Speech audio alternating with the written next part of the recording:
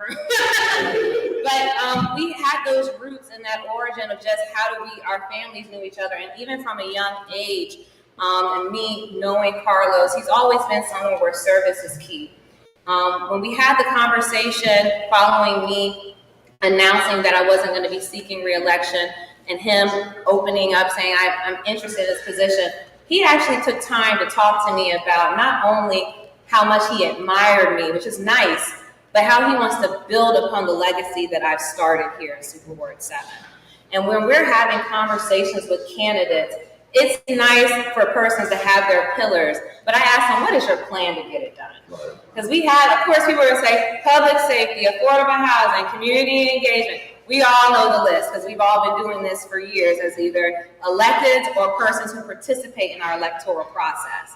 But when a candidate came to me, that's Carlos, and said, this is what I want to do to build upon what you've done to continue to improve the lives. I was like, that's a game changer. Because ultimately, we have so many persons who are interested in just the seat.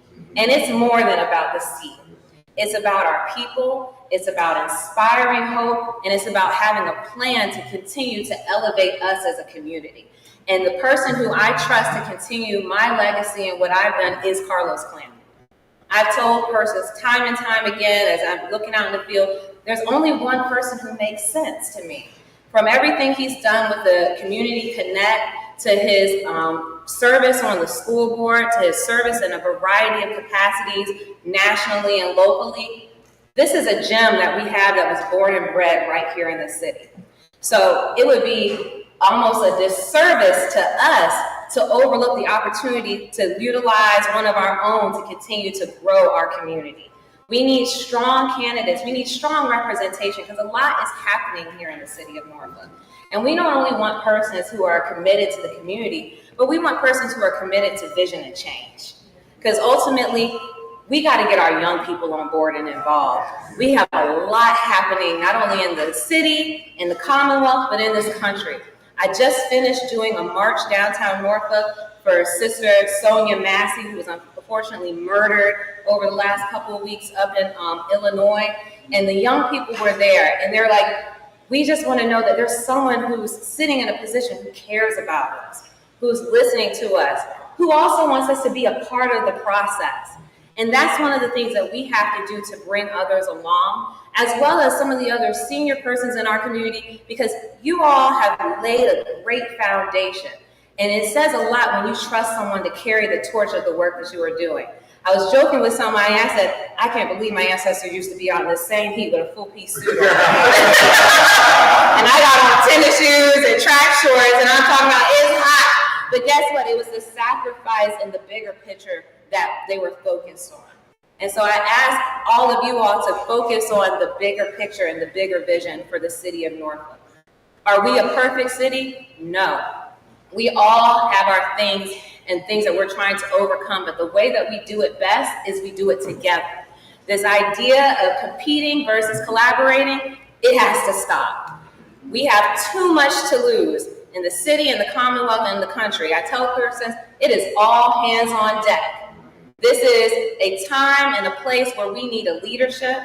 We need a leader who not only possesses all of the qualities of a leader, but someone who has a heart for community, someone who cares about community, someone who wants to listen to community and say, I'm going to do the best I can. One of the things I left with Carlos and I shared with him that when I ran, I didn't make any promises. The only promise that I made is that I would do my best. But the promise I asked for the community is that they help me in achieving what that looks like. I can't serve you in the best capacity if I don't know what your concerns are. I can't serve you in the best capacity if I say I need your support and no one shows up. So my ask to you all, don't just vote for Carlos, but also support him. Ask him, how can I donate my time, my talent, or my treasure, not just during campaign season, but for the 4 years that you're going to be serving. Because my success, I tell everyone, not only do I owe it to God and my family, but I owe it to the community. So let's make this a community win and vote for Carlos Clanton in November. All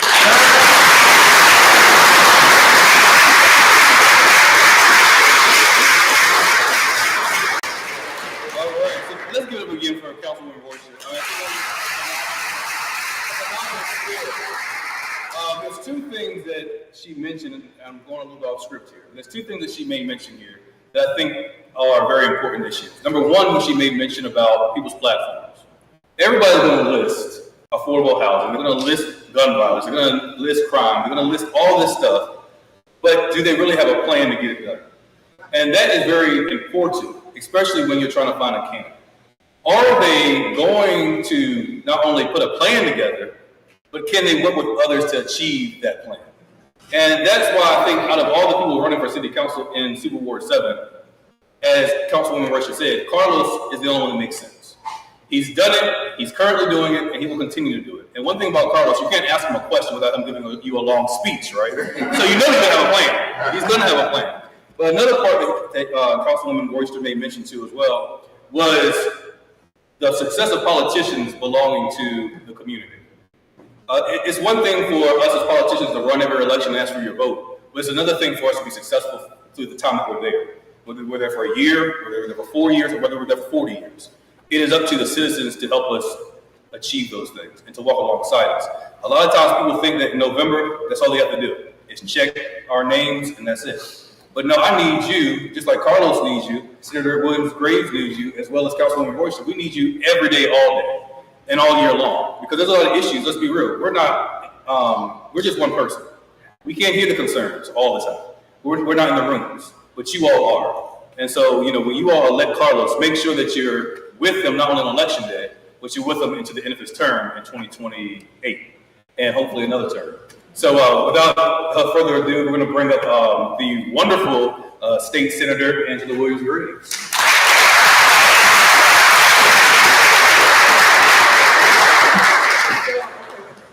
All right, I've already gotten instructions about where I'm supposed to stand and what I'm supposed to do to make sure that I'm in perfect view of the camera. I am Senator Angela Williams-Graves, representing the 21st Senatorial District, which is out of 48 precincts in the city of Norfolk. I represent 43 of them. And so we like to say we are doing good work on your behalf in my office. And it is an honor for me to be here. I will tell you that just sitting and listening to Councilwoman Royster just really kind of made my heart I'm just beaming with pride here. For those of you who don't know, I served on City Council for 10 years as a Super Ward 7 representative. And 10 years prior to that, I worked for the city of Norfolk. And all of that has given me what I need in the General Assembly. And when Councilwoman Royster took office, when she told me she wanted to run, we sat down and we talked. And I worked hard to give her something that I didn't have. And that was someone that she could talk to, someone who could tell her a little bit about the ropes, give her advice without giving her my bias, right? And I have been very proud of the work that she has done coming after me. And so then when Carlos called and said that he was interested in running, no, he didn't tell me he was interested in running. He told me he was going to run. And I said, I'm in. I am totally in.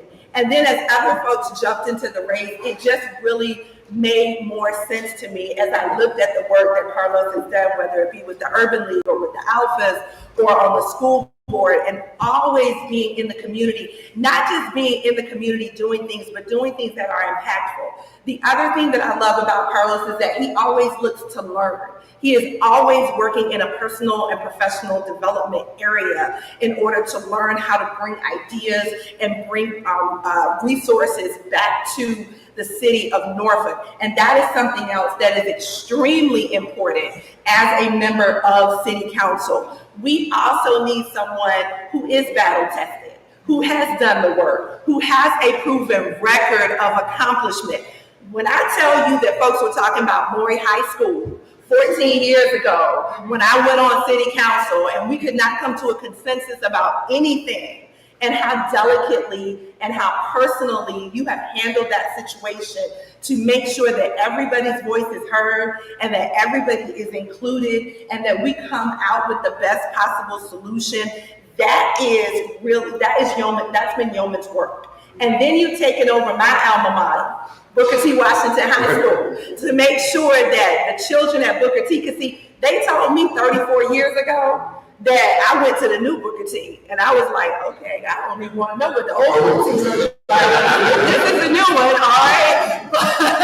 But you have taken on that challenge as well, and making sure that our children have a school that they can be proud of, not just in the name of the school, but also in the reflection of the building, what the building looks like, right? That is extremely important. So it is absolutely my honor to endorse Carlos Clanton for Super Ward 7. Now, I will make one other remark and then I'm going to sit down. This is the year of the woman. We all know that Kamala Harris is going to be the next president of the United States of America. But let me tell you this, I don't endorse women just because they're female. I endorse candidates who have proven that they can do the work. And Carlos has proven that he can do the work. So I'm here today, I'm gonna ask y'all to do what I'm doing. Put your money where your mouth is. If I know Carlos, there's a QR code on all that stuff on your tables, and it leads to a page where you can donate. So I have a check. So come here.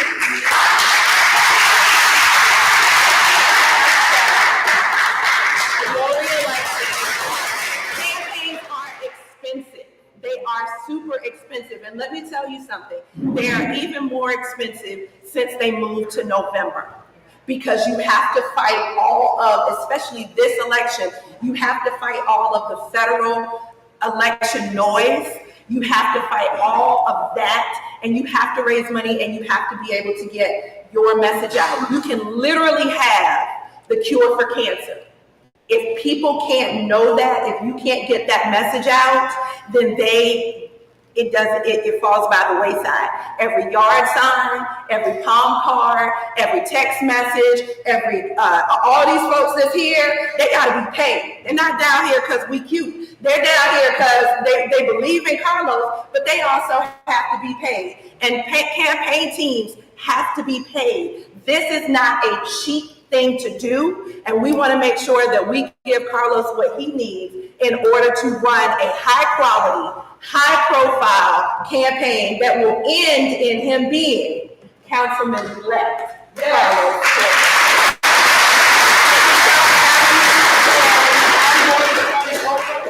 What am I doing? No, I'm gonna have y'all right here. Okay. And I just wanted to publicly, as everyone's out there, that I appreciate both of you all in your endorsement.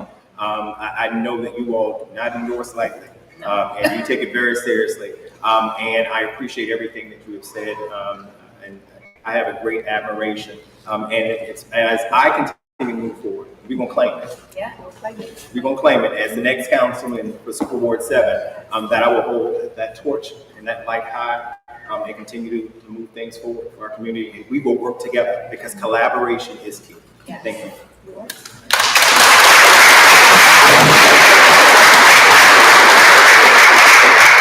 right, put this in here. Good afternoon to everybody. I just want to say thank you first and foremost. Thank you to our state senator, Andrew Williams-Graves, Councilwoman Denise Royster,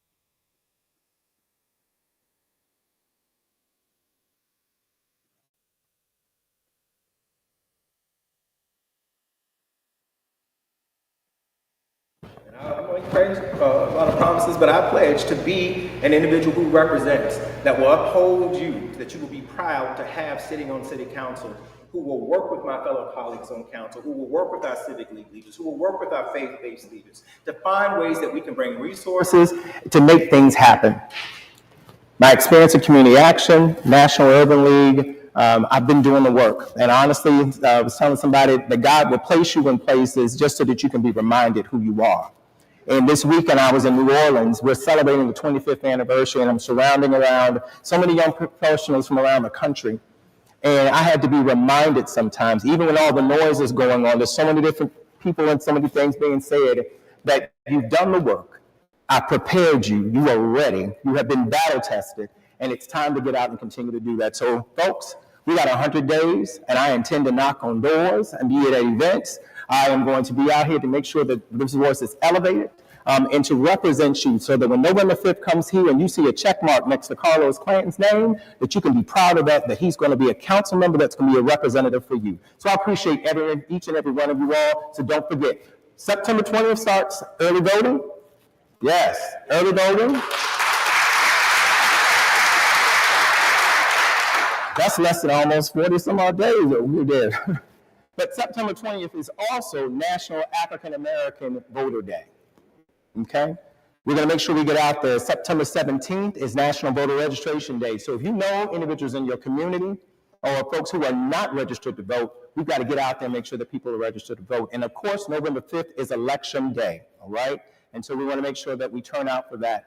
So I appreciate everybody on that one. And to you all at home, again, go check out carlosclanton4norfolk.com to learn more about my platform. And I intend to reach out and be there, and you're going to see a campaign like you've never seen it before. Y'all have a great one.